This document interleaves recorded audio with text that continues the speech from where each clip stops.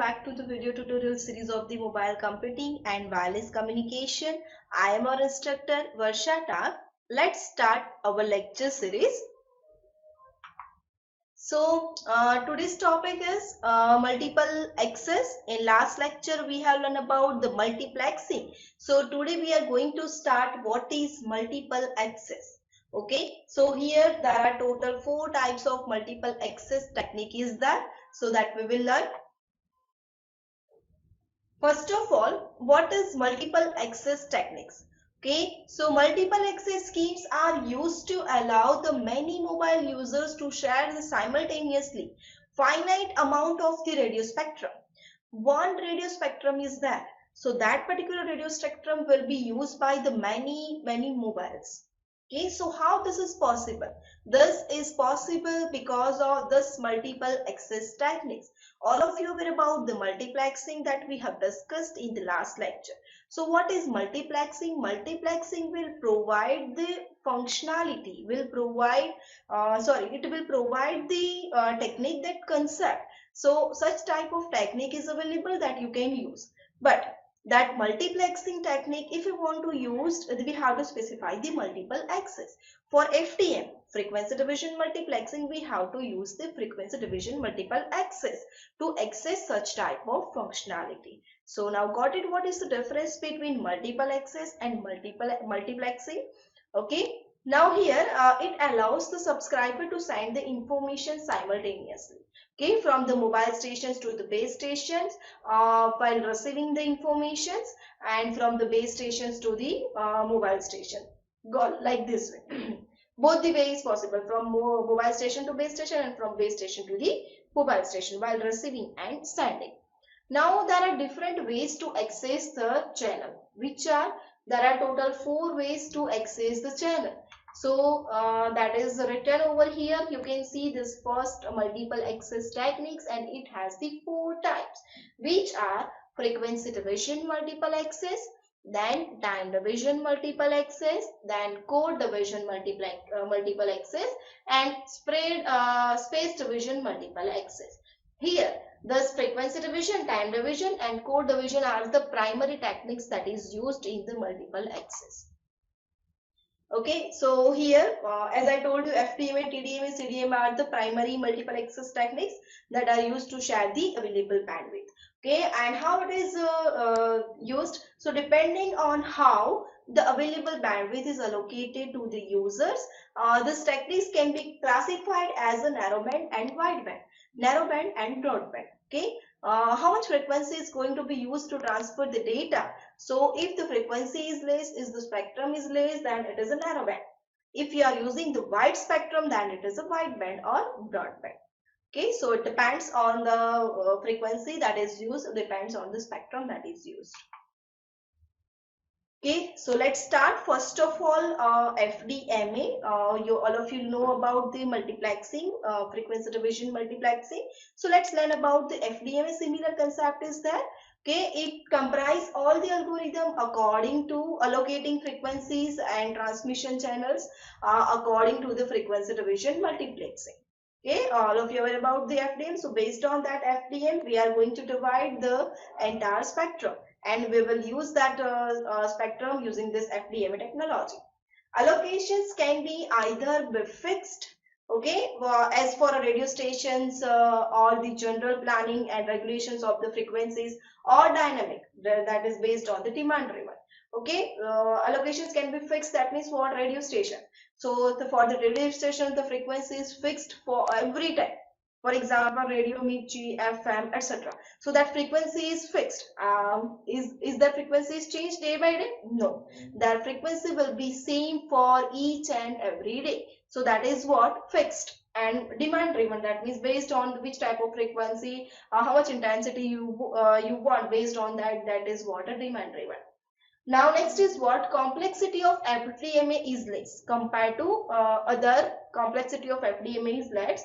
It have the narrow bandwidth as each channel supports only 1 circuits per carrier. Okay, so it is a narrow band as channel supports just 1 circuit per carrier. So that's why its complexity is very less. Here you can see this figure shows the multiple axes as we have seen in the multiplexing based on the different time based on the time the channel is divided in a different frequency, and that different frequency will be used by the different channel. Okay, as you can see there are numbers of radio channels is available in one particular city. So like this way your entire band, entire spectrum is divided in particular frequency, and that particular frequency will be used by the radio stations. Now next is FDD. When we are talking about the multiple access, we should know what is FDD.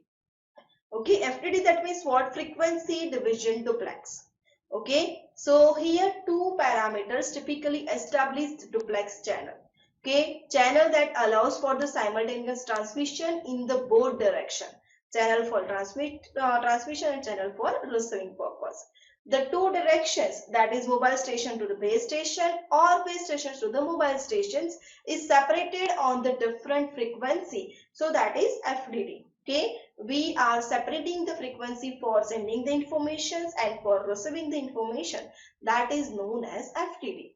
This scheme is then called the frequency division duplex, that is FDD. This FDD can be separately asked in exam. Explain the FDD, how it is defined. Okay, again both the parameters have to know the frequency in advance. They cannot just listen into the medium.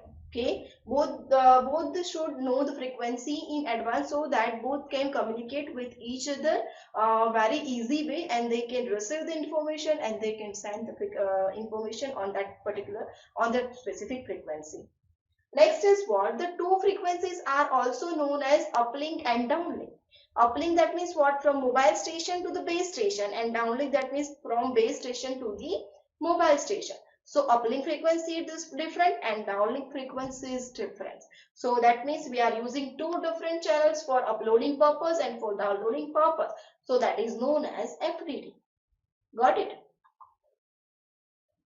Next is a time division multiple access. So what is time division multiple access? Compared to FDMA, TDMA offers much more flexible scheme. Why? Each user to allocate a time slot in which the user can access the channel. We have the entire band. Okay, that entire band will be assigned to one particular user for particular time, for specific time. And after that specific time passed out, that band will be assigned to any other user. So that is very easy to maintain and to manage. Each slot on only one user is allowed to transmit or receive the data. Okay, TDMA used different time slots for the transmission and receptions. Okay, different time slots for the transmission and different time slots for the receiving purpose. So duplexer is not required. Okay, as the transmission rates are high, adaptive equalizations is necessary. Okay, so adaptive equalization is very required because entire band will be occupied by a single user, so the transmitter rate will be high. So equalization is necessary as the sender is sending the information, receiver should receive at the same rate. Now, the number of the time slots depends on the parameter like bandwidth and modulations method, etc. Okay, that bandwidth is supplied on the demand to different users by assigning the priority. Okay, it can be turned off when it is not in use. You can turn off when it is not in use, so that entire bandwidth can be used for the another purpose. Guard time needs to be minimized. Okay, and handoff process is very simple as we are going to use the entire frequency for a single user. That's why. And handoff process is very much complicated in frequency division multiple access, because there are different frequency for the different areas, as you know that we have discussed in the cellular network. That's why. Okay, here you can see this is the figure for the time division multiple access. That entire frequency will be used by one specific user for a particular time. Then after that, one same frequency will be used by the other user for a particular time likewise. Here you can see this is the figure shows the time division duplex. Okay, here the entire frequency will be divided as a 12 down slot and 12 up slots. So 12 advanced slots will be used to get the informations from the base station to the mobile station, and 12 up slots will be used to send the information from the base station to the from the mobile station to the base station. Okay. In DDD, assigning the different slots for uplink and downlink using the same frequency, that is called the time division duplex. So as I told you, uplink and downlink are separated in time, 12 different slots for the uplink and 12 different slots for the downlink. Here you can see this is the format for the transmitting the data. Here the preamble information is there, then preamble is there, then information is there, and then trail bit is there. So one TDMA frame will contain this information. Here informations will be divided in the different slots, and that particular slots will contain the data as a fragment or as a packet or as a datagram likewise. Okay, and here preamble, that means what? Preamble will consider the guard space, guard bits, synchronization bit, and control bits. Okay, so guard bits, that is define the guard speed. Synchronization bit, that means it synchronizes the speed of the receiver and transmitter, and control bits will control this entire information. It has the information about the header, etc. Okay, so that 3 bits combined, that is guard speed, synchronization bit, and control bits, that is known as the preamble bits. And next is the CRC, that is included in the trail bits. So CRC, that is what? The cyclic redundancy check, that is included in the trail bit. So this entire information will be stored in one TDMA frame slot wise. Next is space division multiplexing. SDMA is a technique where we use a different part of the space of the multiplexing. Okay, SDMA is used in the radio transmission and also more useful in the satellite communications to optimize the use of the radio spectrum by using the directional proportional of the antenna. Okay, directional properties of the antenna. Okay, so we want the directional properties of the antenna. At that time we have to use the space division multiple axis. Directional property, that means here the entire direction, entire intensity, entire bandwidth will be used by that particular antenna, will be defined by that particular antenna, that we can use for a specific purpose. So directional properties will be used. It is used for allocating the separated space to users in the wireless network. Okay, it offers the services to the different users by using the different sport beam antennas. Different sport beam antennas, that means on a different poles we define different types of antenna that will use to define the different types of services.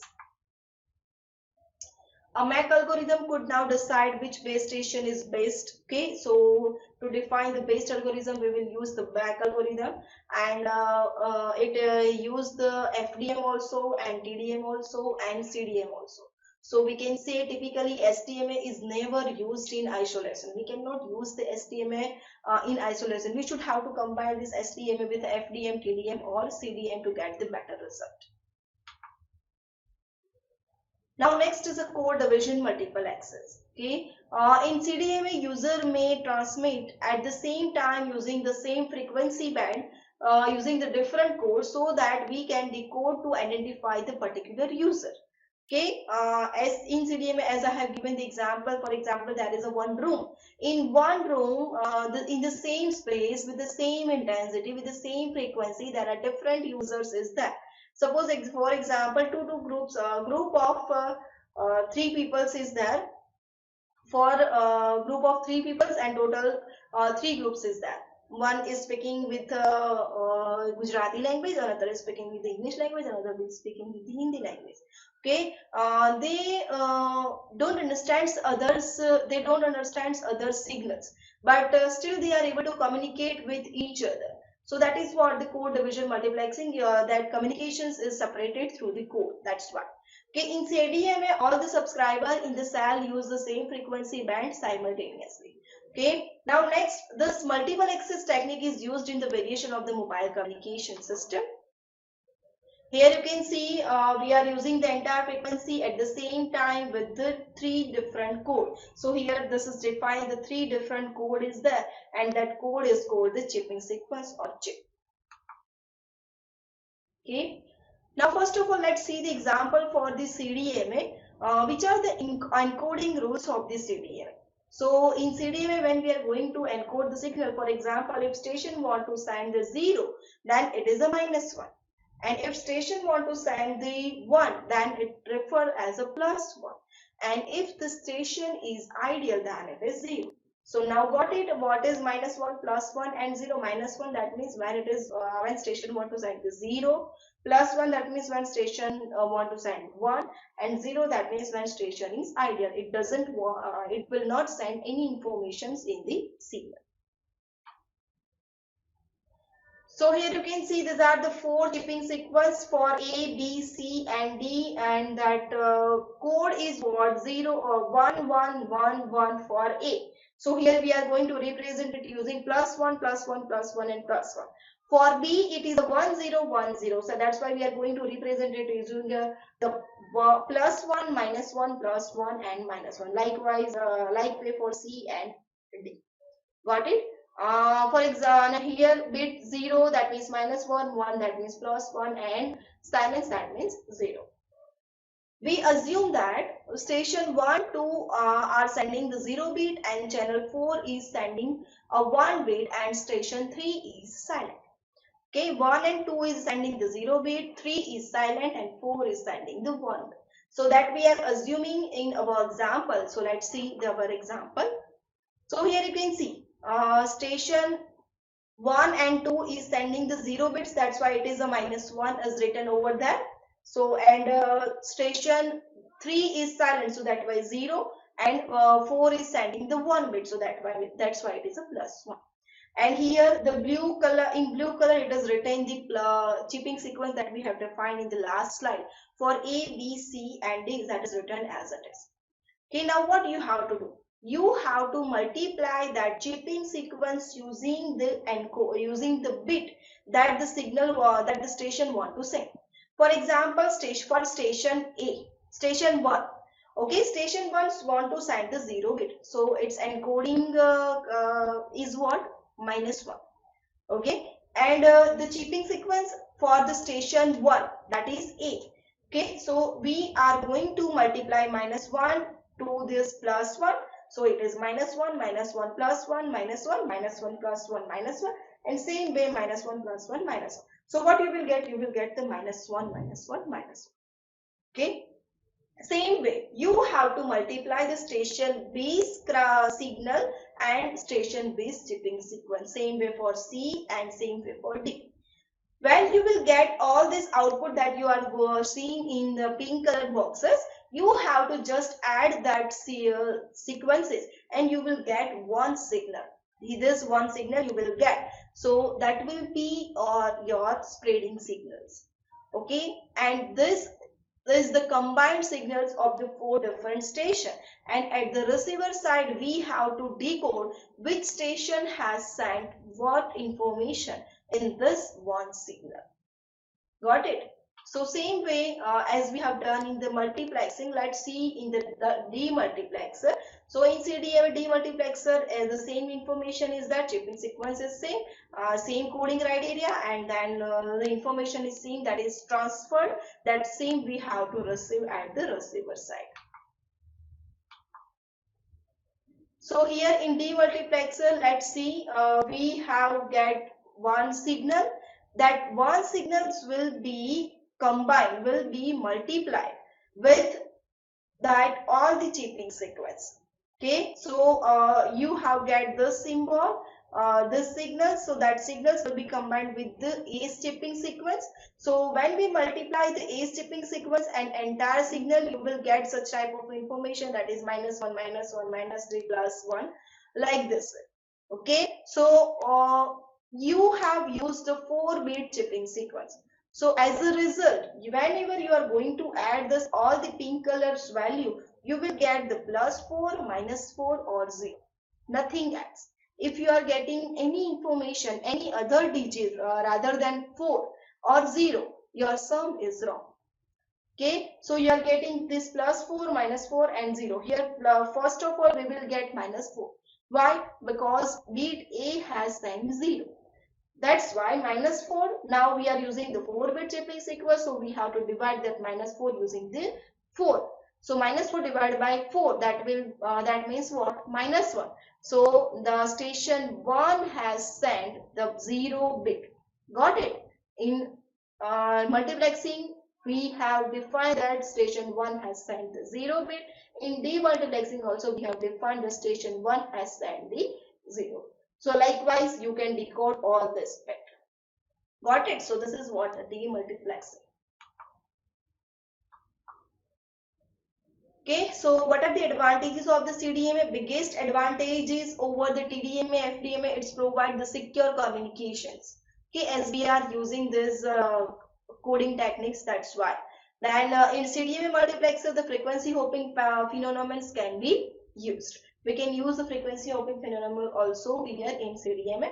Then what are the disadvantages of the CDMA? One of the more, main problem is what self-jamming can occur in CDMA. Okay, near and far problems occur in CDMA receiver if any unwanted user uses the high transmitted power. Okay, so these are the disadvantages of the CDMA. Now, which are the problems that has occurred? So first is a hidden terminal problem and hidden and far terminal problems. Okay, so here this type of problems can be occurred in the CDMA. Now, what is hidden terminal problems? So in hidden terminal problem, for example, you see here in this figure, A, B and C terminals are there.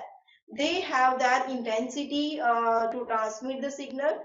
Now here you can see A can send the signal to B and B can send signals to A and B, and just C can send the signal to B. Okay, but A cannot send the signal to C because C is hidden for A. C cannot send signal to A because A is hidden for C. So that is what hidden terminal problem. Why? Because the frequency of the B that will be drawn out the signals of the A, so that the signals of the A cannot reach to the C. Same way B drawn out the signals of the C, so signal of the C cannot be reached to the A. That's why. So that is known as the hidden terminal problem. Now, hidden terminal problems can be solved by sending the RTS and CTS. RTS that means request to send, and CTS that means clear to send. So if you want to send the information, then you can send the request, and if you will get the message that is a clear to send, then that device can send the information. Now next is the exposed terminal problem. Okay, so what is exposed terminal problem? In exposed terminal problem, here you can see that R1 and S1 is there, that currently transmitting. Then next here it is R2 and S2 is there. So S2 want to transmit to the R2. Okay, but here the signal is busy, that will be shown. Why? Here you can see S1 is sending to R1. Medium is busy. Okay, but S2 want to send to R2, so no any interference is there, but still S2 will get the medium is busy. Why? Because S2 will send the information. S2 will S2 want to send the information. So at that time, if it will sense the medium, it will see the medium is busy. But still, the S2 can send to the R2. So it is not possible. Why?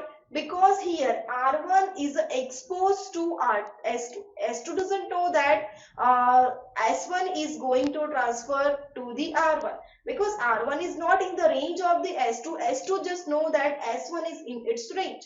R1 is not in S2's range. Okay, so what will happen as S2 will sense the medium, as S1 is in the range of the S2, S2 will see the medium is busy. So that's why S2 will not send, and S2 will stop until and unless the medium will free. So that is what R1 is not in the range of the S2, still S2 is getting that medium is busy. So that's why we can say it is an exposed terminal problem, and the same problem we can solve using the request to send and clear to send method. Now next is near and far terminal problem. So here in this figure you can see these two terminals are there, that B and C terminals. So B and C terminals are there and A terminals are there. So when A want to send the signals to the C terminal, so at that time the signals of the B will drown out the signals of the A. And same way when C want to send the data to the A terminal, so again B will drown out the signals of the C, so that signals cannot be reached to the A. So that's why we can say it is a near and far terminal problem. So these are the problems that can be happen in the code division multiple access technique.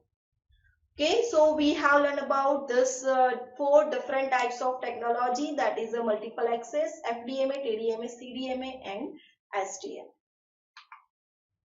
Okay, so this is all about this lecture. Thank you for watching. We will meet in the next lecture with a new topic. Thank you.